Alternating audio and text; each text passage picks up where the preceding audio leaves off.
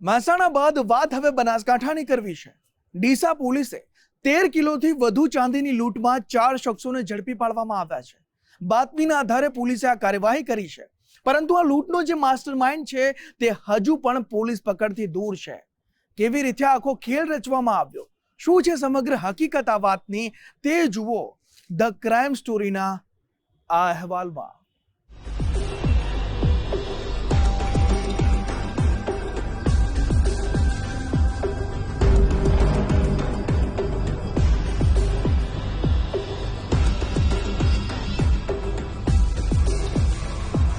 ઉત્તર ગુજરાતમાં પાછલા કેટલાક દિવસોમાં પાટણના હારીજ, મહેસાણાના વસઈ અને બનાસકાંઠાના ટેટોડા નજીક લૂંટની ઘટનાઓ સામે આવી। જોકે સાબદા પોલીસ જવાનોએ 3 ગુનાના આરોપીઓને ગણતરીના કલાકોમાં ઝડપીને મોટાભાગનો મુદ્દામાલ પણ રિકવર કરી લીધો છે। બનાસકાંઠામાં થયેલી લૂંટના ઘટનાક્રમ પર નજર કરીએ તો અમદાવાદની મેક્સિમમ એન્ટરપ્રાઇઝ કંપનીના કર્મચારીઓ ચાંદીના દાગીના લઈને નીકળ્યા।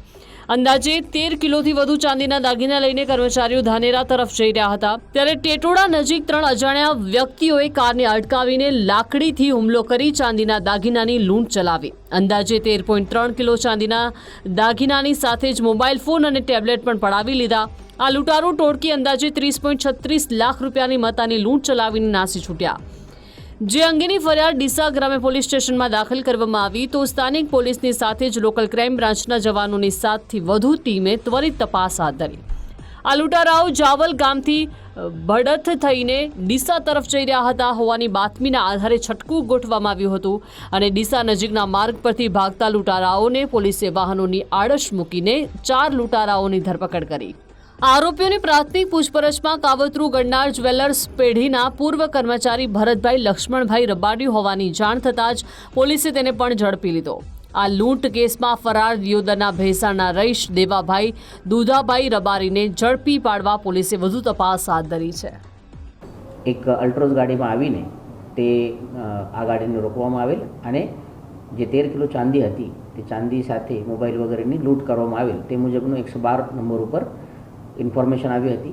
ઇન્ડિપેન્ડન્ટલી ઇન્ફોર્મેશન એલસીબીના જે લોકલ કર્મચારી હતા તેઓના પાસે પણ આવી હતી।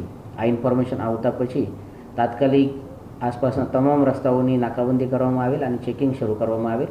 સીસીટીવીના માધ્યમથી આ અલ્ટ્રોઝ ગાડીને આઈડેન્ટિફાય અને વેરીફાઈ કરવાની શરૂઆત કરવામાં આવેલ। લગભગ 1-2 કલાકના અંદર જ આ ગાડીને આઈડેન્ટિફાય કરી તેઓની લોકેશન ટ્રેસ કરવામાં આવેલ અને ડીસા રૂરલની હદમાં જ એલસીબીના જે કર્મચારી હતા તેઓની પ્રાઇવેટ ગાડી સાથે બ્લોકિંગ કરવામાં આવેલ હતી। જે લૂંટ કરનાર જે ગાડી હતી તે ગાડી દ્વારા આ ગાડીને અથડાવવામાં આવેલ અને પછી આ ગાડી જ્યારે રોકી તે પછી તે લોકોને જે એક્યુઝ હતા તે 4 એક્યુઝને પકડવામાં આવેલ છે। આ લૂંટનો ભોગ બનેલા પેઢીના કર્મચારી જીતેન્દ્ર કુમાર ખરાડીએ ડીસા પોલીસ સ્ટેશને ફરિયાદ દાખલ કરી હતી। ડીસા ધાનેરા હાઈવે પર ટેટોડા ગામ નજીક લૂંટ આચરનારા 5 આરોપીઓમાં કાંકરેજના ઉમરી ગામના સખરસિંહ કનકસિંહ વાઘેલા, વિપુલસિંહ સખરસિંહ વાઘેલા, લીલુભા રવુભા વાઘેલાની ધરપકડ કરવામાં આવી, જ્યારે મહેસાણાના ઊંઝા તાલુકાના બ્રાહ્મણવાડાના વતની વિક્રમસિંહ બચુભાઈ ચૌહાણ લૂંટારૂ ટોળકીના ચોથા સાથીદાર હતા। આ લૂંટારાઓને બાતમી આપનારા કાંકરેજના શિહોરી ગામના ભરતભાઈ લક્ષ્મણભાઈ રબારીની પણ ધરપકડ કરી લેવામાં આવી છે। આ લૂંટારૂ ટોળકી અગાઉ કેટલાક ગુના આચર્યા હોવાની પણ શક્યતાઓ છે।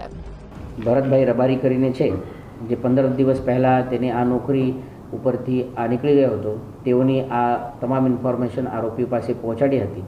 તેઓ આ ગાડીના પાછળ પણ હતા, તે પણ આરોપીમાં તેઓને પણ પકડવામાં આવેલ છે અને બાકી જે 4 આરોપી લૂંટમાં જે મુખ્ય આરોપી છે જે સખરસિંહ વાઘેલા, વિપુલસિંહ વાઘેલા, લીલુભા વાઘેલા અને વિક્રમસિંહ ચૌહાણ છે તેઓની પણ અટકાયત કરવામાં આવેલ છે।